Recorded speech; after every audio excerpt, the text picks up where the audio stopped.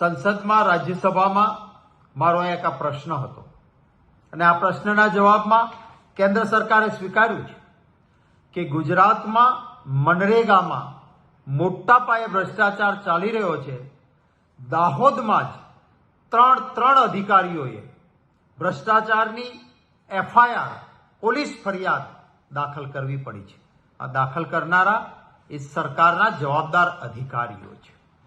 મારા આ પ્રશ્નના જવાબમાં કેન્દ્ર સરકારે એ પણ સ્વીકાર્યું છે કે એટલો મોટો ભ્રષ્ટાચાર હોવાના કારણે 10 ટીમો બનાવીને આની તપાસ ચાલી રહી છે. ત્યારે હું આશા રાખું છું કે ભ્રષ્ટ શાસન લીફાફોફી ના કરે અને કડકમાં કડક પગલાઓ આ ભ્રષ્ટાચારીઓ સામે લેવાવા જોઈએ. કારણ કે ગરીબના અધિકારના રૂપિયા જો આ રીતે ખવાઈ જાય, દાહોદમાં સ્પષ્ટ રીતે જે આજે ગુજરાત સરકારમાં મંત્રી તરીકે બચુભાઈ ખાબડ બેઠા છે, એમના નામનું ખેતર છે, એમના નામની જમીન છે.